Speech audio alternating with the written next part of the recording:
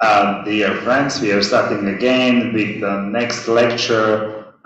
We are very happy to welcome Federico Salvati, PhD candidate in the Freie University of Berlin. He is an experienced and competent professional with a strong theoretical background and a relevant practical experience both in no-profit and in the institutional academic field. As a manager and consultant, he will work in several different areas like project management, research and analysis, report writing, media monitoring, language assistance, public administration, training content design, conflict management, PR management, qualitative and quantitative research methods. He is with us and he will talk today on the role and the limitation of legal common rules in achieving stability with the international system. Please, Federico, the floor is yours. Thank you very much. Yes, after the discussions we had yesterday, probably I don't have to argue very hard that the governance system today is characterized by a liberal bias. By liberal bias, I mean the idea that the development of international law and the development of international governance will sooner or later conduct the international system towards a Kantian-like utopia in which rule-based relations among nations will make political life perfectly predictable and perfectly accountable, like approximating a transcendentality of justice. This idea has been promoted by liberal theoretical philosophy and is enabled by a particular vision of language that liberal philosophy has, which is that language serves mostly a descriptive role in reporting on independent qualities of the world, so in describing states of the world. Normative statements, they take their move from describing how the world is, and they point through a rational description on how the world should be.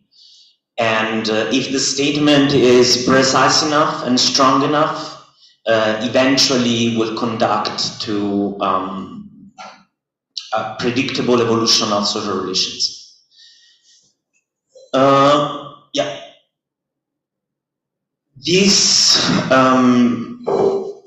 This idea on the evolution of normativity and the development of normative social knowledge informed the attempt that the West and the liberal world had after the Cold War to achieve cultural hegemony within the international system.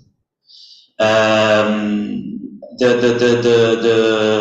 attempt from the West was also moved from another assumption of liberal philosophy, which is that the development of normativity and development of law tends naturally towards liberal values and democratic values. And this argument was given for the first time by philosopher Immanuel Kant, and it goes more or less like this. It assumes that no man would subject themselves to a law that would restrict their individual freedom. So law in the long term can be accepted only if it is conducive to an expansion of the enjoyment of individual freedom. As such, like the nature of law is to tend to democratic and liberal values. In the way that the West tried to achieve cultural hegemony, it was through the expansion of liberal discourse and the reproduction and the proliferation of liberal semantics into the political debate of the international system.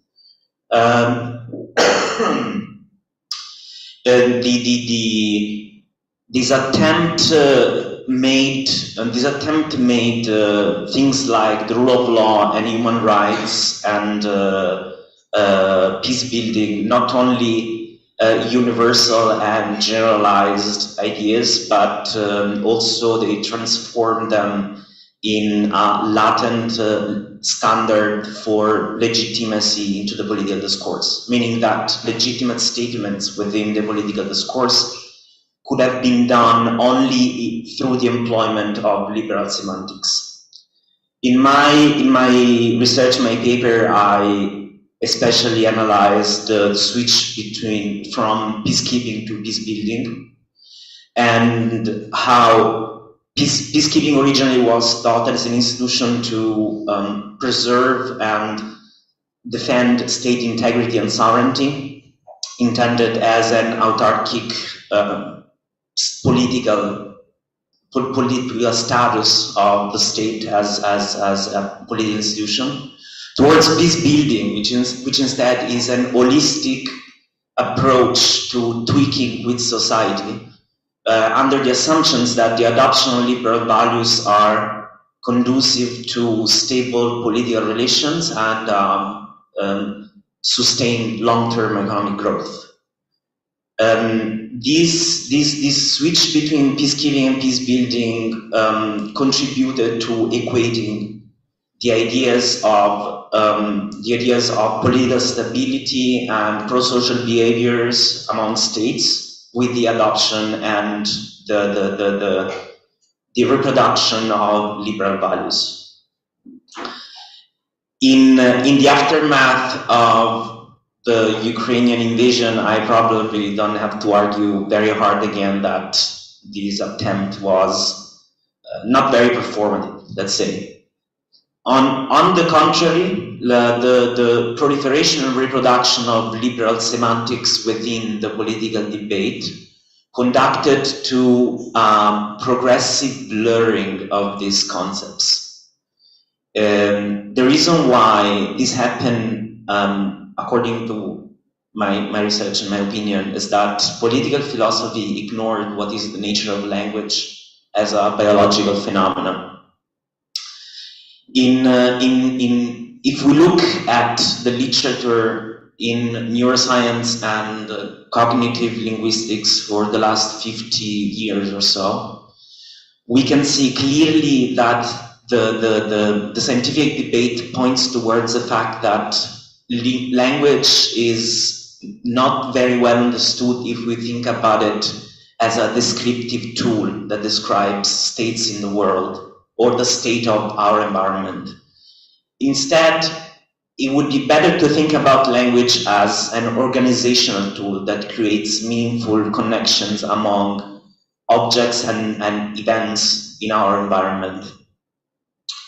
This means that the linguistic categories we form, the linguistic semantic categories we communicate through natural language, are not representative of an autonomous rational order of the world, but they are in themselves our normative effort in making sense of the world and giving a system of order to our interaction with the world. In fact, these systems of orders, they determine in interactive strategies with the environment, and if a group adopts a certain interaction strategy with the environment and is successful in the interaction, then the group can survive and interact. That strategy gets passed on in terms of cultural heritage. So culture is the accumulation of these interaction strategies that are formed through categorization. Through categorization, I can inform my social group on, for instance, who my kinship is. And I do this by dividing the members in different categories. I can inform my group on which one is the poisonous food not to eat. And I can also create moral codes in order to divide pro-social, successful social behavior and anti-social and not advantageous social behavior. This is conducive to a critique to the other assumption of internet, of liberal philosophy, which is that if statements are precise enough and developed enough, they will be also predictable and accountable. And this is not the case, since complex ideas, complex semantics ideas, they are thought in order to produce interaction. It's fundamental that the adaptation of this interaction has a sufficient level of open-endedness and ambiguity. Open-endedness and ambiguity are not just natural product of the natural language as a natural phenomenon, but it's also desirable from an evolutionary point of view.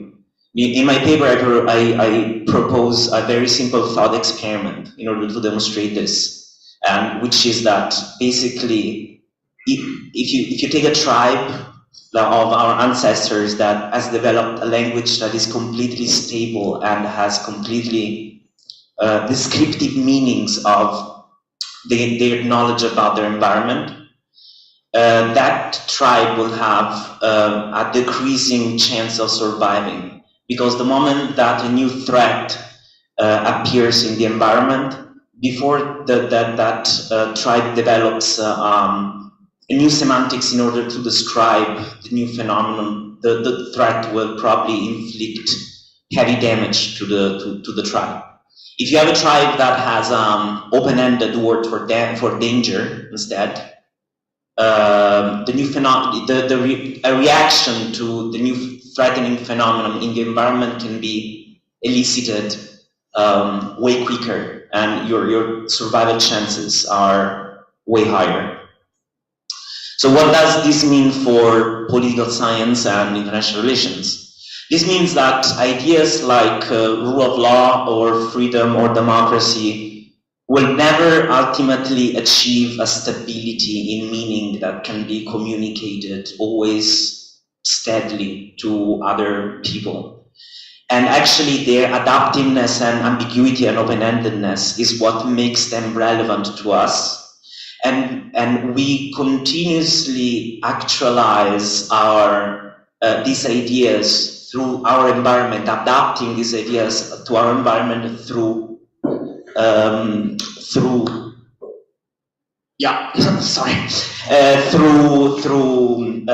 political discourse. So the political discourse is a method in order for adapting and making these ideas relevant to our interaction with the environment. In order to demonstrate how this open-endedness and linguistic ambiguity works and how it failed the political aspirations of the liberal world, I look in my research at two case studies. The first one is the participation of autocratic regimes, and in particular Russia and China, to the development of regulatory knowledge in international law and the development of governance structures. Unlike the liberal philosophical tradition, autocratic regimes are not adamant towards participating to the international law debate.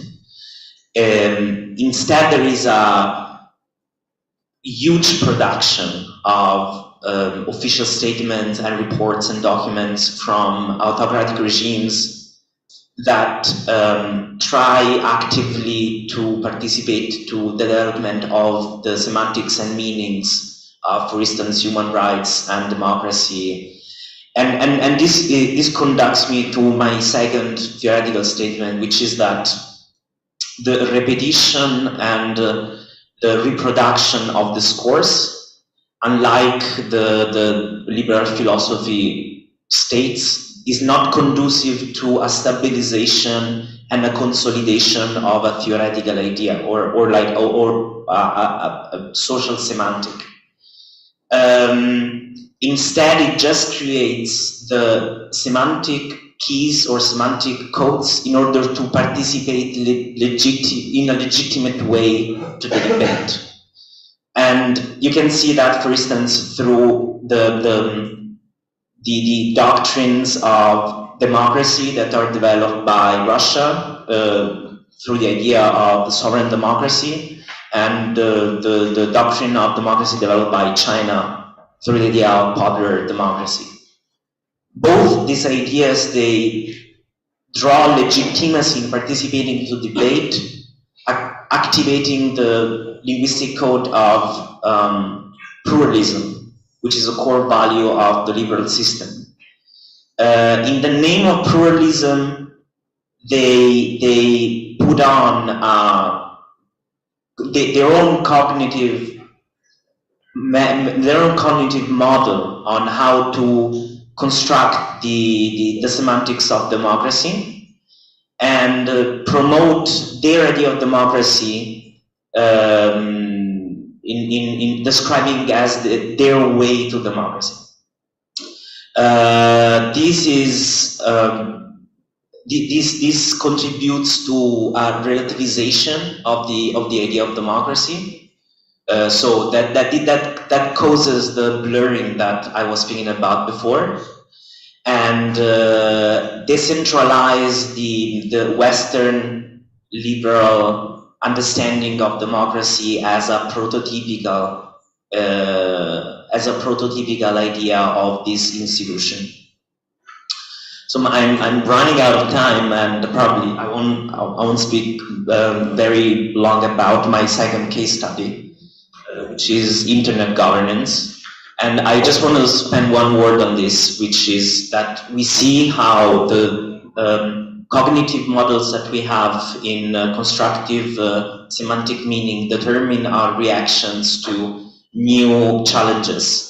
Because the way internet governance is emerging in the West is a reproduction of the division between private and public sphere that Western democracies have, and the challenges for Western states is to determine how to allocate the private and public activities on the internet through the means of law. And in Russia and China, the approach to internet governance is much different. There's no difference between society and the cyberspace. Society is already an integral part of the cyberspace, and it's just a lawless space of information production. And since in an autocratic regime there is no difference between private and public, it is the task of the state to regain control on information production done on the internet by controlling mostly user access to internet services. To conclude, why am I saying this? I would like to stimulate a little bit of critical thought on the strategies that we use to develop our institutions, and to try to go beyond certain behaviors that already proved to be not very effective in reaching our goals. And my message is that the world can be all sorts of bad. And if we really believe in liberal values as a performative and efficient strategy to live together to deal with the environment, the academia should start to think about these values and these ideas in terms of performative strategies, and to study what it works, what it doesn't, and propose performative strategies to change what doesn't. Because, as I said during the first day, just because something has a higher moral content, it doesn't mean it will automatically prevail in the political debate or in the political life. Thank you.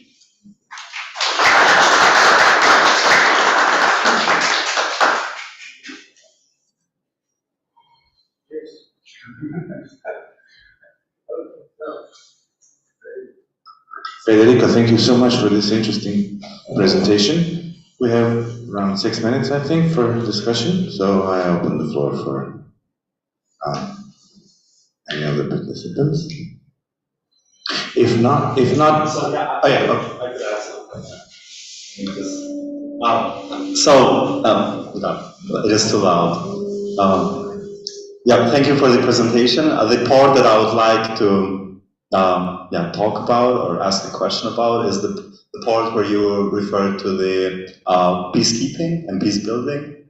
And I would like to know what's your take on the processes that both of these go through. What is the starting line, right, of the peacekeeping? Does that necessarily lead to peace building, right? Because according to my understanding, peacekeeping as such, especially in post-conflict areas, refers mostly to prevention of the conflict as such, right? To maintaining that status quo where, the conflict has ceased from existing through international intervention. But often, it doesn't necessarily lead to peace building, meaning that the longer process of maintaining peace collapses. So when does the first start? When does it end? And why often peace building is not successful? And I could mention a few cases if that would be more helpful for you. I think one of them would be, probably the case of Kosovo in the 2004 unrest, where after 4 years of United Nations mission in Kosovo, they actually failed to, they kept the peace, right? So the peace was kept, but they failed to build the environment for peace to, I understood what you. Excellent. I totally understand what you mean, because it's not just part of my research, but also part of my past professional experience working in peace building. And when I say peacekeeping, when I say the passage between peacekeeping and peace building, I mean the evolution of peace support operations. As they were born in the 50s, and then as they evolved towards, like, I think in 2019 now, the UN Security Council established the peace building department. And this has to do. I think this passage cannot be understood if you don't look at how international law evolved from the 50s to nowadays. The point of international law in the 50s was not to spread the liberal values, was to preserve the autonomy and sovereignty of states and to create interaction codes for states to have diplomatic relations. So peacekeeping was a countermeasure to violence as a destructive activity that would breach the autonomy and the independence of sovereign states. Especially with the disappearance of the USSR as a veto player in the development of regulatory knowledge, this has changed. And peace building has become as I mentioned, this holistic approach to institutional design. Because the underlying assumption is that the adoption of liberal values are functional to kickstart society after a conflict. So the underlying assumption is that the the development of human rights, democracy, and free market, and blah, blah, blah, as understood in the West, is a performative, functional, institutional design for post-conflict scenarios. And the problem is that this is, as you mentioned, this is not always true. But this is a moral assumption. That's I think, that's my critique to the liberal order. And the thing is that I strongly support and believe in these values. And the fact that we are ignoring that some of these activities are not performative and are not efficient in reaching the goals that we set is weakening these values. Is weakening these values and is reducing our discourse to just a moral statement that has no practical effects on actually producing interactive strategies among ourselves and with the environment.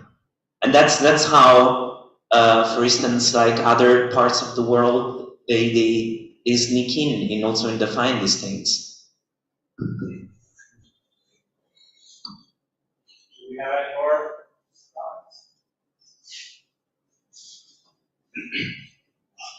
Don't move together. Okay, thank you, Fede, thank you, Fefe, for this very interesting, inspiring speech and this discussion. I think we have floor actually for discussion, to continue this discussion, but probably in the garden. And thank you once again.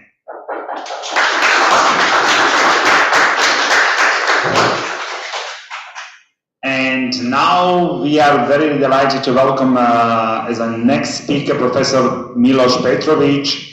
Miloš works as a researcher at the Institute of International Politics and Economics in Belgrade since November 2019. The main of his academic interests include the European Union studies as well as Eastern European contemporary politics and history. Miloš conducted his doctoral research at the Faculty of Social Sciences of Masaryk University in Brno, Czech Republic, and defended his PhD thesis at the Faculty of Political Sciences, University of Belgrade. He authored 2 monographs and numerous scientific articles. His monograph, The Escalation of the Ukrainian Crisis from the European Union Political Illusion to the Battle for Post-Soviet Europe, was published by the Institute of International Politics and Economics. Professor Petrović is secretary of the scientific journal International Problems and guest lecturer at the Faculty of Political Science, University of Belgrade. Today, Professor Petrović will talk on the international higher education cooperation in the Western Balkans in the context of CEPULS. Miloš, floor is yours. Thank you very much for such a nice and thorough introduction. It is a pleasure to be here with you today, and I would like to thank you, dear colleagues and the organizers, for inviting me to take part at this conference. Apart from that, I would also like to thank the national CEPUS offices of Serbia and Croatia for their support during my research. Why CEPUS? Because that is something that is not visible in my official resume, is the fact that I worked at the national CEPUS office in Serbia for several years. So I have always been driven to study this data after my transfer to the academia, so to say. So thank you very much for this opportunity to engage at such a topic today. So firstly, I focus on the evolution of the Serbo-Croatian CEPUS cooperation throughout the past decade of the higher education institutions from both countries. I will start with the terminological and methodological introduction before proceeding to the main findings and conclusion. So as regards the research problem, we have the fact that on one hand, there, as we are all aware, there has been a stagnant and troublesome high political cooperation between Serbia and Croatia on one hand. However, that stagnant and troublesome cooperation has not been matched, fortunately for us, by CEPUS, which as a state-funded program has yielded significant results when it comes to academic mobility and institutional cooperation between Serbian and Croatian counterparts. So I pose a question: how has CEPUS contributed to upgrading the cooperation between the two sides, and what are its chief manifestations?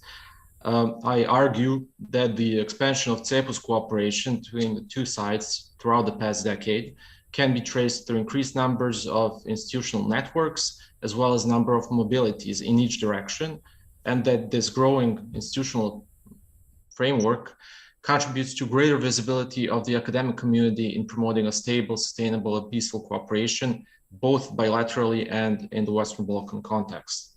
I use the comparative method here. I will start with why the academic mobility, and why does this aspect matter? I will refer to the words of Professor Nancy Snow, who quotes Mr. Fulbright, who envisaged the Fulbright scholarship holders as cosmopolitan peacemakers who contribute to peaceful tendencies in their own societies and abroad. And ideally, in a 21st century sense, students, apart from academic staff, also through direct exposure and experience, transcend these borders and have, so to say, international impact and influence in a peaceful manner internationally, so to say. Georg Vaideanu refers to four main advantages of higher education regarding the peace promotion. Those are the fact that the higher education as such has been internationalizing during the past decades. Peace research as a discipline has also been widening. The influence of the academia has been extensive over younger generations, and the fact that the higher education institutions are valued members in most societies today. So this represents an opportunity for the academic community to exert greater influence. As per Council of Europe report from 2015, student mobility is seen as a powerful tool for enhancing intercultural understanding in Europe. This report specifically refers to the Erasmus program, but I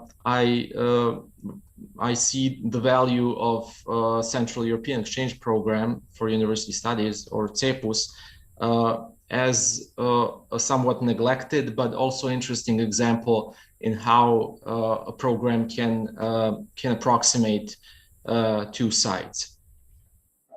So I will go on to the terminology aspect. Hereby I define the main terms, including this aspect, the jointly participating networks, or GPNs, as I refer to them in my research. For the purpose of this research, those are CEPUS networks or CEPUS networks or consortiums where Serbian and Croatian higher education institutions jointly participate. And now, what is CEPUS? As per Article 1 of the CEPUS agreement, CEPUS refers to the cooperation among contracting parties in the field of higher education and related research, in particular inter-university cooperation and mobility. It has been established in 1995 and has been expanding ever since. Croatia acceded to the program right away, whereas Serbia followed suit only in 2005. So since then, we can track this mutual cooperation. However, my research specifically focuses on the past academic 10 years. Since 2013-14 onwards to this 2022-23. Cooperation within CEPUS is conducted through multilateral thematic networks in all academic domains. Firstly, CEPUS emerged as more of a technical sciences focused program. However, it has been expanding ever since. Today, it comprises all domains, all research domains, from technical sciences to humanities, arts, and luckily for us, also social sciences. Cooperation has been unfolding through thematic networks whereby institutions exchange academic staff and students, each member country having its own national quota and its own coverage, which differs from one country to another. There's a national CEPUS offices system. Each country has a national CEPUS office. Current headquarters is in Vienna. And Croatia, interestingly enough, has been presiding over the program for 3 times, the last being up until 2019, when it passed the presidency to Serbia for the first time. The second part of this research, I will now present you with the statistics. The first part refers to the networks, to the thematic networks. The observed period, as I stated previously, is since 2013-14 onwards. And you can see on this table that the number of approved CEPUS networks has been rising ever since. Not only the number of all existing CEPUS networks, but specifically those CEPUS networks where Serbian, Croatian higher education institutions jointly cooperate. So the share of these GPNs, networks where they jointly cooperate, has risen from 50% 10 academic years ago up to 77% in 22-23, meaning that these institutions have only participated in about half of all existing CEPUS networks 10 academic years ago, but today they participate jointly in more than 3/4 of all existing CEPUS networks. And you can see the closing of this gap here on this graph and on this chart, which I've created. I'd like to also point out to one very fine example, model example of cooperation between the two sides. This is a thematic network called VetNest, Veterinary Network for Student and Staff Transfer, coordinated by the Faculty of Veterinary Medicine, University of Zagreb, has been existing for many years now, and in cooperation with partners not only of the Faculty of Veterinary Medicine in Belgrade, but also Tirana, Vienna, Sarajevo, Wroclaw, and so on. What is interesting is that for years now, there has been a traditional summer school in the Balkan Mountains in eastern Serbia, dedicated to the animal breeding, studying of the animal breeding in the natural habitat, so to say.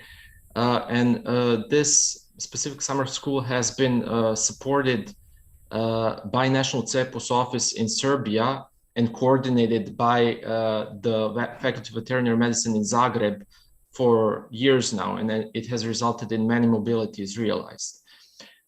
This specific network has been awarded the CEPUS Minister's Prize for 2022 for best network performance, and I'm certain that one of the reasons was this very nice cooperation between all stakeholders within this network. Another indicator which I would like to present you with is the number of coordinating networks. You can see 2 tables here. The first table shows that those networks coordinated by Croatian institutions have from the onset almost all included Serbian partners from 2013-14 onwards. However, as regards the opposite, the Serbian coordinated networks, they have only, so to say, included 67% only 67% of Serbian coordinated networks have included Croatian partners. However, this number has risen to almost all networks as of this academic year. So this gap has been matched, and now we have a similar situation on both sides. So what does this all mean? We can only analyze, for example, why such a difference? Why Serbian coordinated networks only included 67% of Croatian partners 10 academic years ago. This may indicate that there was the occasional earlier reluctance of Serbian higher education institutions to include Croatian partners. It may also indicate the occasional earlier reluctance of Croatian partners to participate in Serbian coordinated institution networks. And it may also indicate many other aspects, like insufficient earlier possibilities, lack of contacts on the other side, different disciplinary focuses, and so on. Today, we have the similar situation, which is a very favorable development, I think. And specifically, I'd like to point out to a good development regarding the social sciences share within these GPNs, which rose to about 30% in 2022. And I find this very, very important for our social sciences focus. But I also believe that this focus can be exploited to a greater degree, especially perhaps in peace promotion or peace studies domain. The second aspect I'd like to point out to the number of increased mobilities between the two sides. As per number of scholarship months, the progression has been 215% from 2013 up to 2021 when it comes to Croatia awarding Serbian students and academic staff, whereas in the opposite direction, when it comes to Serbia admitting Croatian professors and students, progression rate has been almost equally impressive, 184%. What is important here, I'd like to point out, is that these numbers, for example, if we take this last figure, almost 90 scholarship months, or almost 46 scholarship months, they constitute between 15 and 20% of each country's entire national quota, which I find to be very impressive, especially considering that there are 15 CEPUS participating countries. So these two countries, Serbia and Croatia, and their higher education institutions chose to spend between 15 and 20% on each other, which I consider to be a very favorable indicator. When it comes to mobilities, number of incoming mobilities in all directions have risen, although we have somewhat different numbers. Up until the COVID crisis, there has been a significant increase of all incoming mobility from Croatia to Serbia, most frequent exchanges occurring between the Josip Juraj Strossmayer University of Osijek, University of Zagreb, and Slavonski Brod, towards universities of Novi Sad, higher education institution in Subotica, and University of Belgrade. It can be said that the COVID crisis has had an impact on this because it occurred between the two observed academic years. However, I would also need to check the numbers for 2021 in order to include it more thoroughly. So there has been a relative stagnation comparing to the pre-COVID period, with the number of incoming academic staff falling slightly and the number of incoming students rising slightly also. When it comes to the opposite direction, incoming academic staff from Serbia to Croatia, it has been increasing throughout this period, and it seems to be kind of unaffected by the COVID-19 crisis, which is also interesting. Most frequent exchanges occurring between Novi Sad, Belgrade, and Subotica to Osijek, Zagreb, Slavonski Brod, and Rijeka. Perhaps this large rise of the number of incoming academic staff from 43 in 3 years ago up to 66 last academic year, perhaps it can be attributed to some sort of a compensation for the previously unrealized mobilities, or perhaps also to some additional reasons. I'm going to conclude shortly. What are the findings? That the number of jointly participating networks has risen during the past 10 years, including during the COVID period. As of this upcoming academic year, over 90% of GPNs contain mutual partnerships. Increased numbers of academic exchanges in both directions have been occurring, which is of course favorable. The share of social sciences GPNs increased. Potential general explanations from the perspective of Serbia alone could be the institutional changes in Serbia, the new National CEPUS office since 2015 onwards, including the opening of the information center in Belgrade, which focuses also on the individual counseling approach. There have been also intensive promotional and other campaigns, and very importantly, proximate international cooperation, including international meetings with colleagues from other National CEPUS offices, including colleagues from National CEPUS office in Croatia, with whom there have been very close contacts throughout this period. Serbia has also doubled its national quota, which has also encouraged incoming mobilities and enhanced also some other possibilities. To conclude, expanding institutional ties between the two sides can be seen as beneficial in terms of visibility of the academic community in promoting peaceful cooperation, both bilaterally in Croatia and Serbia and in the broader Western Balkan context, having in mind the relative influence of these countries in the Western Balkan context.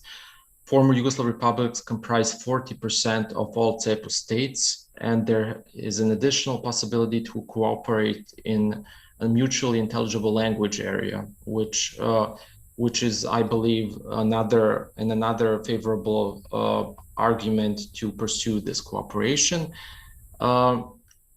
Also, it could be argued that social sciences networks share can further increase, and perhaps some higher education institutions from Croatia and Serbia could consider also cooperating more specifically in the peace studies or peace promotion aspects, having in mind the social sciences focus to also provide academic, societal, and other dialogue, and intensified institutional ties in spite of COVID-19 crisis, coupled with more exchanges, indicate sustained interest in further expanding this cooperation between the two sides.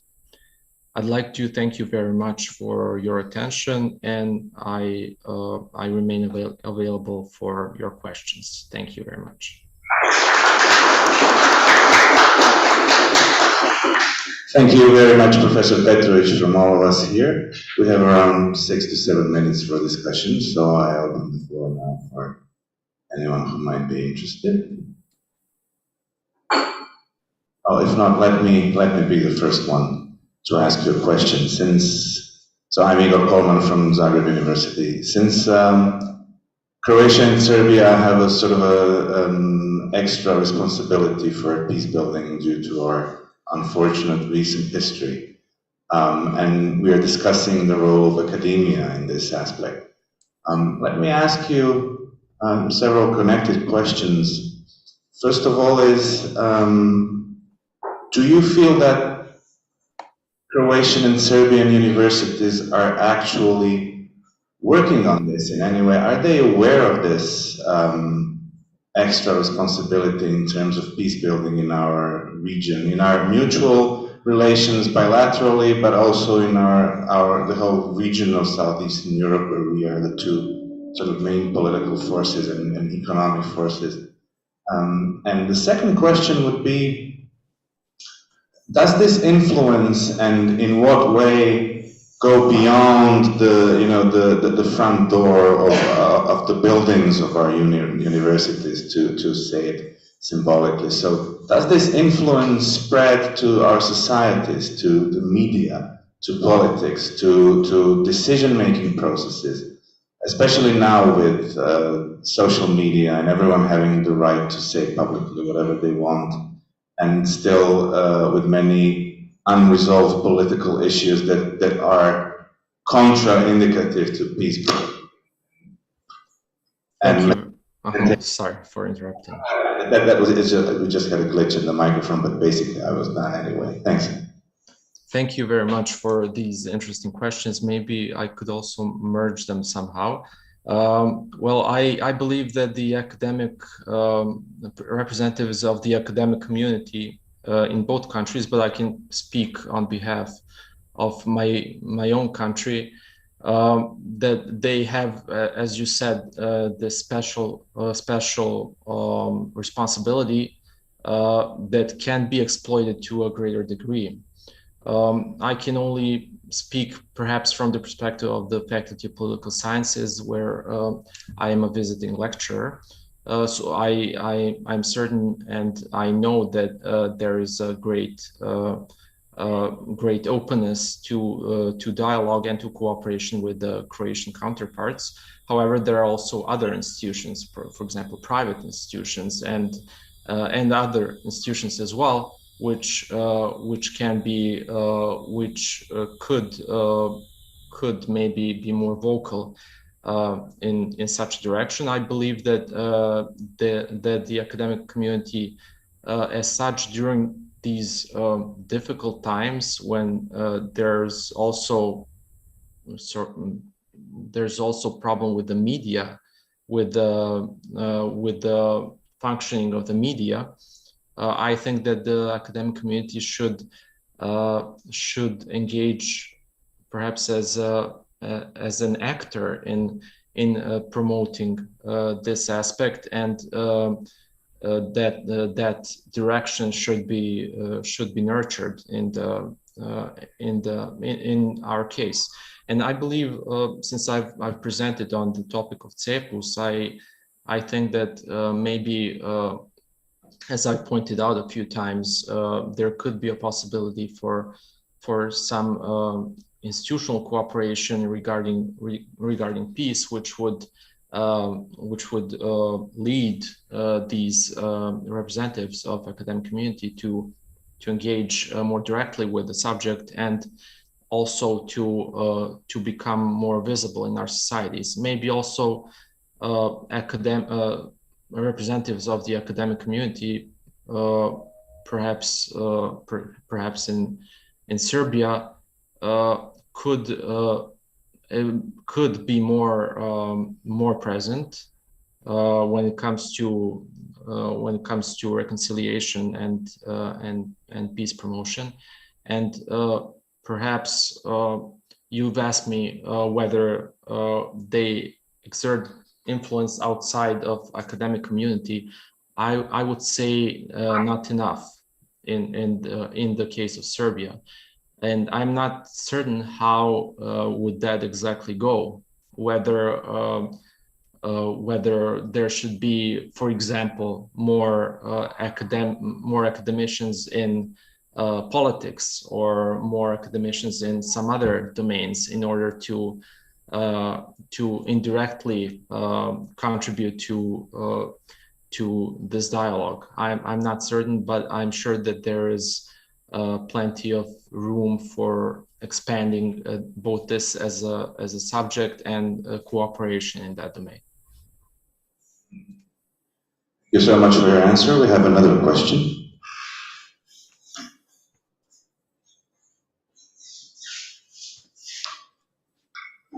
Yeah, thank you for your presentation. And I just wanted to ask you a question really as a layman in this topic, but as a student and now also as a PhD candidate, I made large use of mobility programs. And I'm like personally a supporter of these programs, but do you see maybe a trade-off with the environmental movements that promote a higher cost for transportation in Europe. Like we want mobile Europe, but we want this to cost a lot. Can this be a contradiction, and that will hinder the mobility of students and academics in the future? So if I understood your question correctly, the impact of the environmental factor, present or future, on mobility. Yes. Well, I believe that the two can develop on pair, and should develop on pair. The most environmental, so to say, mobility would be the hybrid mobility, which have been practiced since the onset of the COVID crisis. So you have this virtual mobility, which has zero environmental impact, comparing to potentially damaging environmental impact.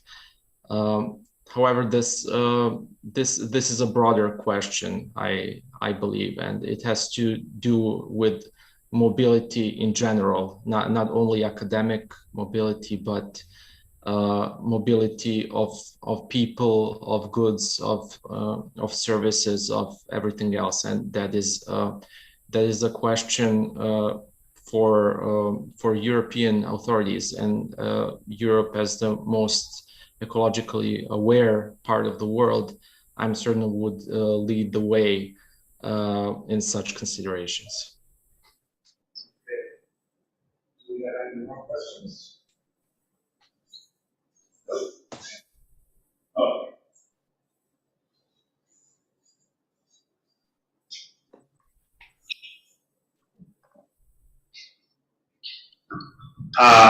Thank you, Professor Petrovic. Thank you, dear Milos, on very interesting lecture and short discussion on the international higher education cooperation in the Western Balkans in the context of CEPUS. CEPUS looks like as a very interesting academic network in our region with a lot of option for institutional cooperation in peace studies as well. Thank you, dear Milos, once again. Thank you. Thank you.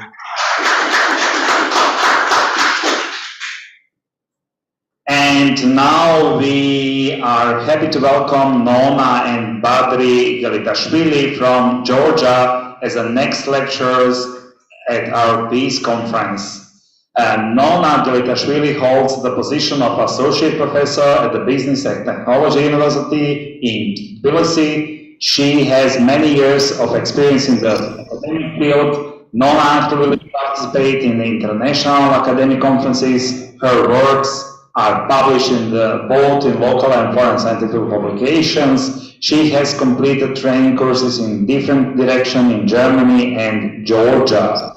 Badri Gelitashvili is Doctor of Economics and Lecturer of Economics at the ACM Business School at the Free University of Tbilisi. He participates in international scientific conferences. He works and publishes in both in local and foreign scientific publications as well. They will speak today about the Georgian tragedy of chronic problems of the crisis management in post-Soviet Georgia. Badri, I think you are the first, or Nona, but I see. Okay, so the floor is yours. Thank you. Thank you very much. Hello, everyone. First of all,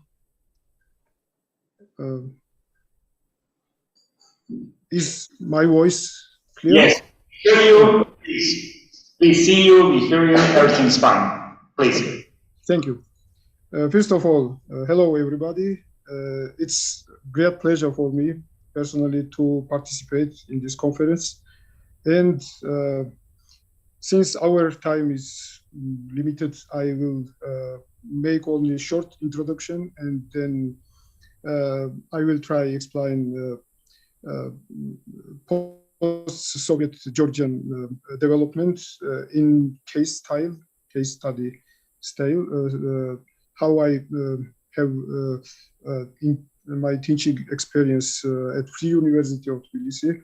I used to teach there several economic subjects, microeconomics, microeconomics, international economics, and I intensively used case study teaching method like Harvard Business School cases. And for this conference, with Nona, with my sister, prepared some case study about post-Soviet Georgian development. Please let me to show my PowerPoint slides to present some slides.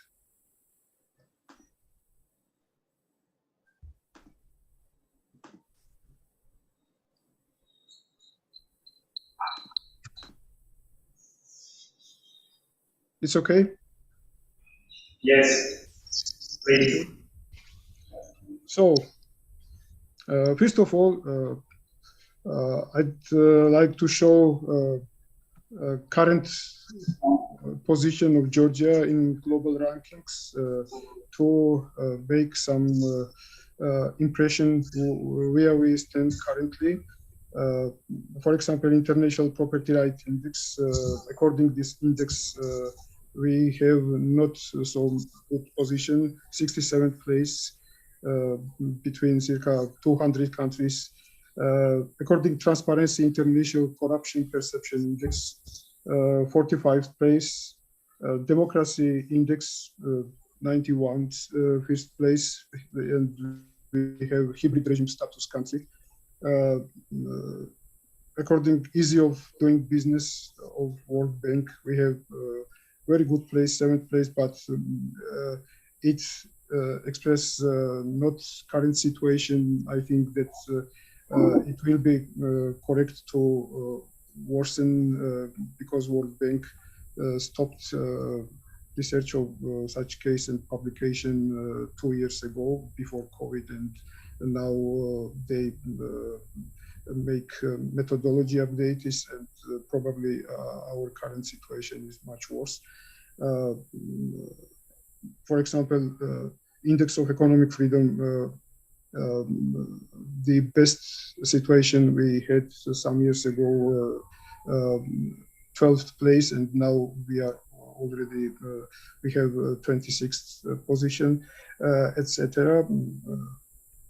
And some macroeconomic indicators of Georgia for 2022.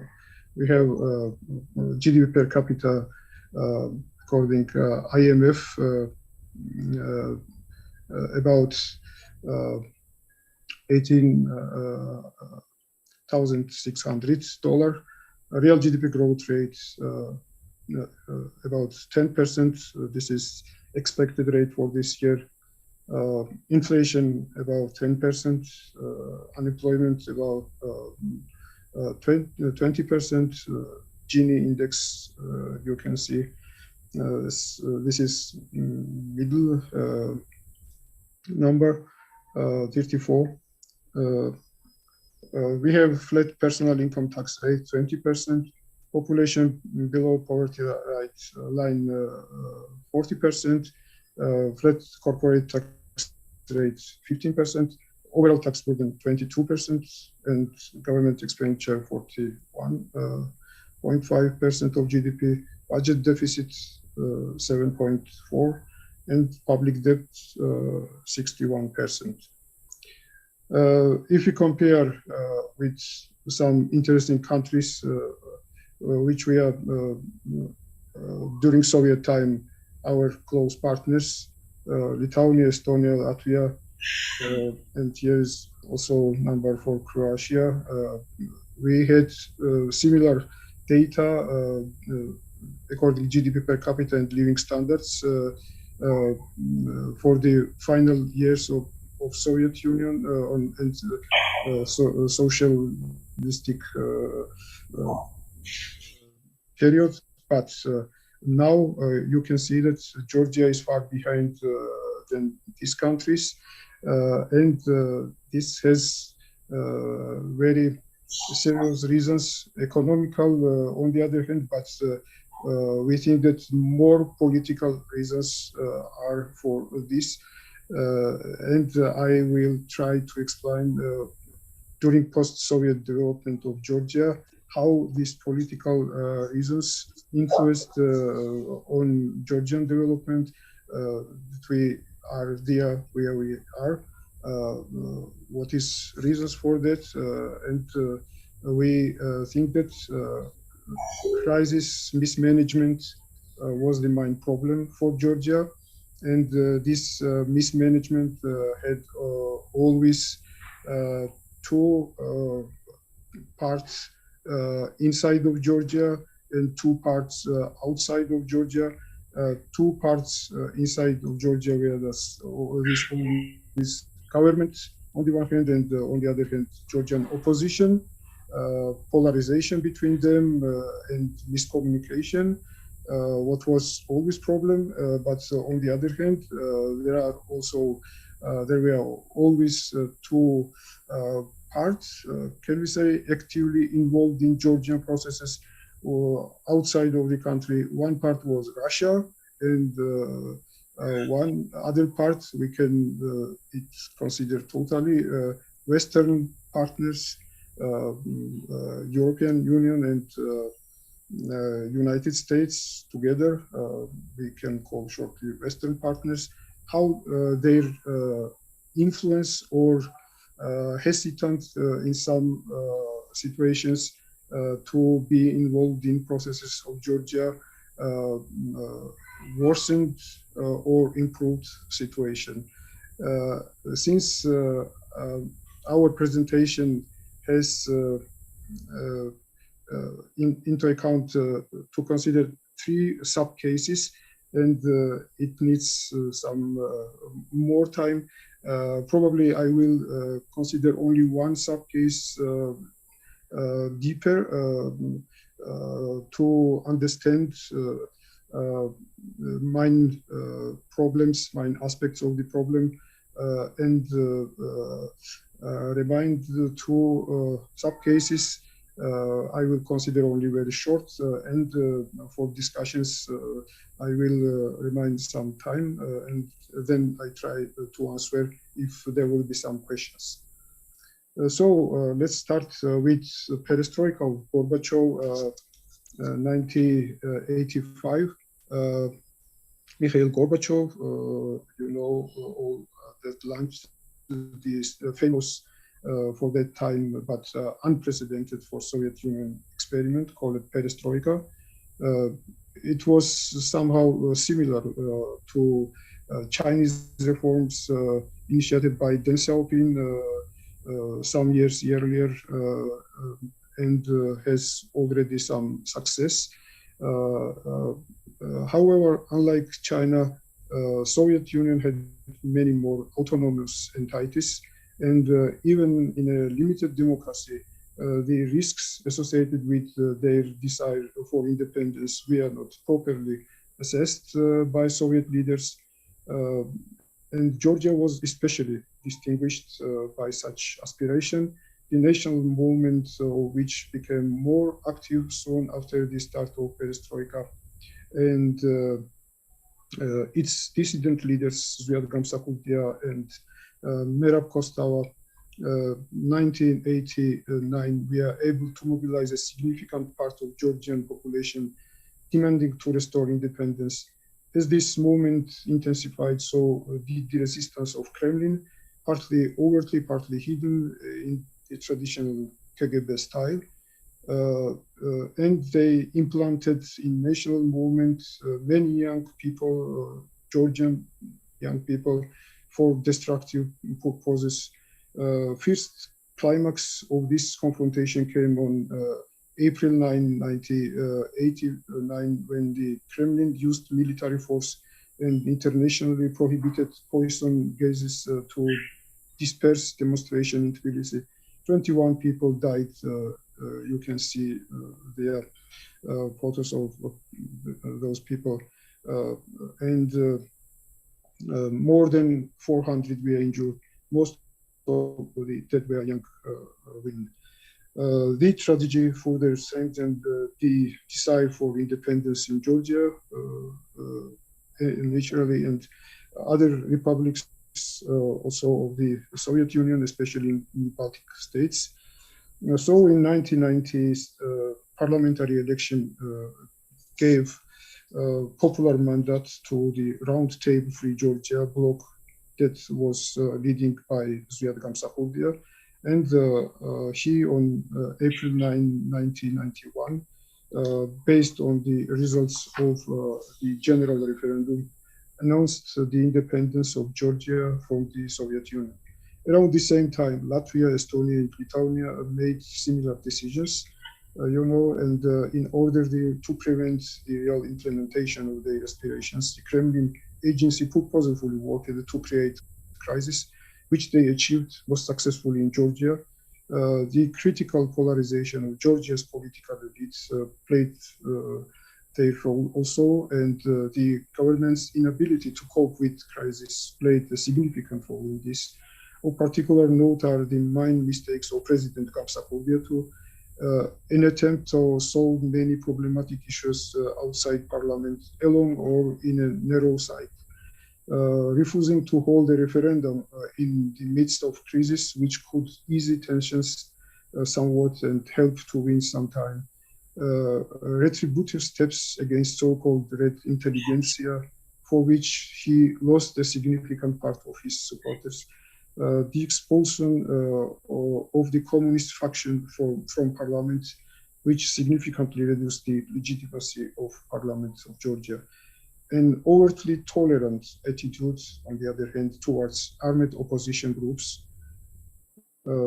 as long as their neutralization still seemed very realistic before Russian military forces helped them, which ultimately led to the end of this presidency in a coup d'etat after only 9 months of presidency of Gamsakholdia. Some leaders of Georgian opposition demanded from Western countries not to recognize Georgian independence until President Gamsakholdia would resign. First democracy, then independence was a main slogan of the part of the opposition. In all these processes, the behavior of Western democracies, primarily the United States, was rather strange at the time. They showed complete indifference to the process taking place in Georgia, and we are in no hurry to recognize its independence, although they took this step in relation to all 3 Baltic countries back in August 1991. This reinforced the view among the Georgian opposition that the government's undemocratic nature was the main cause of the problem and fueled anti-government sentiments. The inconsistency of this opinion became apparent at the end of the 1991, when the country's independence was recognized by United States and leading European states, when Georgia was already involved actively in hostilities and left without legitimate government. Moreover, after the coup, leaders invited Eduard Shevardnadze from Moscow to be the ruler of Georgia. The leaders of both the United States and Europe expressed their open support and readiness for cooperation with Shevardnadze's government. This episode in the recent history of relations between the democratic West and Georgia was not very pleasantly remembered by the Georgian fighting for independence. It raised many questions. Naturally, there were versions of the answer, and at first glance, the most conspirational among them, although seeming to many Georgians as the most plausible, was the following. In exchange for the consent of the Soviet Union to demolition of Berlin Wall and the liberation, of the countries of the former socialist camp in Eastern Europe, including 3 Baltic states, leaders of the democratic West found it acceptable since 1992 to leave 11 former Soviet republics, including Georgia, in Russia's orbit. This unleashed Russia's hands and feet for many unrest throughout the post-Soviet space, except 3 Baltic countries. And this is the result of the ethnic, result of all this was ethnic cleansing carried out beginning in 1993 in Georgian, partly occupied by Russia already at that time, the territories in Abkhazia and in South Ossetia, with the active participation of Russian armed forces. It's beyond the scope of this article to talk about the multitude of crimes committed during the period of the putschists between 1992 and 2003.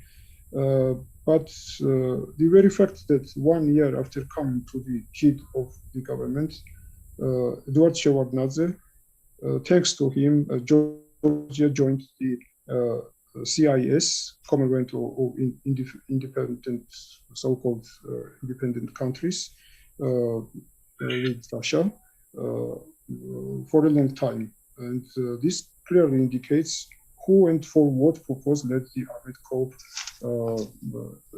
in 1990s in Georgia and overthrown elected authorities. Thus, the question still remains: was Eduard Shevardnadze blessing or curse for this, for his nation? Next, to this problem is very interesting researchers' opinion, and one of them I can name explanation by Greek strategist Spouros Demetriou, who revealed in 2002 published paper that shortly after Gamsakhudian's election, Moscow authorities authorized a covert operation of introducing a large artillery of undocumented weapons into Georgia through Armenia and Azerbaijan, neighbors of Georgia, to be distributed among the several paramilitary groups set up by Georgian nationalists as soon as early 1991. And 9 Georgian, 3 Ossetian, and 3 Abkhazian militias were thus armed before the beginning of the civil war. This is also very, very significant aspect of these problems to take into consideration, I think. Next episode, very interesting for Georgian development in post-Soviet period, is a so-called Revolution of Roses in 2003, when election frauds during last time of Shevardnadze's ruling provoked population's movement against Shevardnadze's regime. And, after Rose Revolution, President of Georgia became Saakashvili, Mikhail Saakashvili, who introduced very active reforms, so-called Big Ben reforms in Georgia. Many aspects were involved: anti-corruption actions, reform of tax system, easing administrative burdens, reduction of trade barriers, emergence of modern social infrastructure, reduction of shadow sector, etc., etc. And since his pro-Western policy was very, did not like Russian officials and personally Putin, they introduced heavy soft power, we can say, but on the other hand, it was very, it had very heavy influence on Georgian development. So-called embargo, increased gas price, ban on imports of Georgian wine and other products, break of financial links, etc. On the other hand, Georgian economic reforms, especially reducing taxes and eliminating some administrative burdens, was so successful that some economists say that this mechanism works until now, like by if you compare with watch mechanism, where some elements are working good and some elements are working bad, and in current Georgia we have problems with rule of law and human rights and many others like that.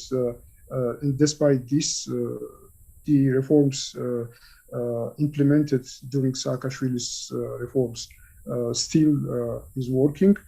We can say that this mechanism is working only because that this part of good reforms still are in action in Georgia. And all these reforms was implemented personally by the State Minister for Reform Coordination, Mr. Kaha Bendukidze, whose main core of the reforms was privatization, deregulation, and his slogan presented here: anything can be put up for sale except one's conscience. I think that is very meaningful and stress the sentence, the essence of that reforms. But yes, on the other hand, we can say that these reforms had similar effects. What is by economists called a Laffer effect. Probably many of you knows that Artur Laffer is influential economist and president of Economic Advisor Council during Reagan administration, and his idea about the lower taxes, that lower taxes support economic growth and long run increase of productivity was a core idea also of Bendukidze's reform in Georgia. Here are some details of this tax reform. There we are reminded after this reform, only 6 kinds of taxes from yearly existed to 22 different taxes: income tax, corporate profit tax, value-added tax, property tax, custom and excises taxes. Producers for property and business registration, we are simplified. Number of days to register property reduced from 9 to 2. Other important issues, we are reduced numbers of licenses from 300 to 86 and permits from 600 to 50. And total tax revenue increased by 80% in real terms between 2005 and 2007. It was very impressive result and economically very promoting Georgian development at that time. But problems with human rights and democracy was during Saakashvili's government not improved at the same rate and quality how it was economic reforms implemented, and president's tendency to the authoritarian governance, restricting of media's freedom, violations in penitential system, overall political crisis management was problems which in 2007. Sorry, we we are already finished with your presentation. Okay. Yes, excuse me. If Nona have to speak something, that would be great. If you want to finish, please. But really, you know, we are on the time. So 1 or 2 minutes to conclusion, please. So we have permanently, we can say, this problem, crisis management during war time of post-Soviet period. But my problem, I think, that is miscommunication not only between Georgian politicians but between Georgian politicians on the one hand, and on the other hand Georgia's partners, and this could be eliminated in next period, I think, already after Russian invasion in Ukraine, because many things by Western politicians have been already reassessed, and we expected that they will more actively involved in Georgian political problems to regulate, especially after some NATO officials declaring, for example, particularly by ex-NATO chief Anders Fogh Rasmussen, saying that in 2008 we made big mistake not to give Georgia and Ukraine MAP, Membership Action Plan, and it's time we think that correct this mistake as soon as possible. It's our main message with this presentation. Also, I think thank you very much. And this just for fun. Thank you. And excuse me my bad English. Sorry, Patrick. Nona will speak as well, or if she would like to say 1 or 2 sentences or short conclusion, that will be fine for us as well. Nona?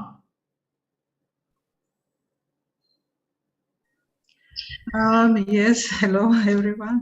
Hello, Nona. If it's possible to make short conclusion, that would be great. We heard a really interesting and inspiring lecture from Badri.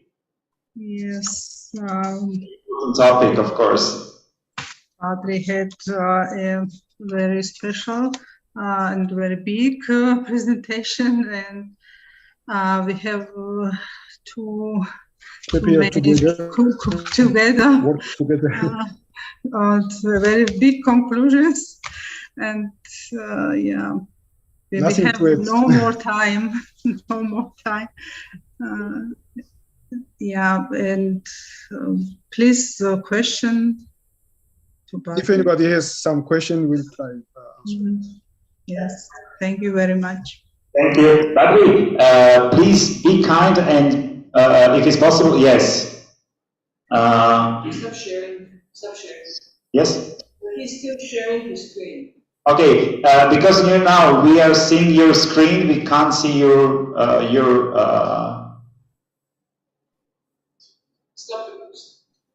Stop sharing. Please stop sharing. Oh, okay. Okay, so we can see them. Okay, that's great. So once again, thank you for this very inspiring lecture. Both. Badri, allow me only one question. We are over the time, but I'm the chief and I will ask something because that's a really interesting point. You know, when we are talking about Georgia and this, thank you once again for this analysis of Georgia situation. When you see Georgia, what is the future of Georgia? You know, we heard a lot of history and that's great, but you know, what is the future? Definitely, we see future of Georgia in as a member of European Union.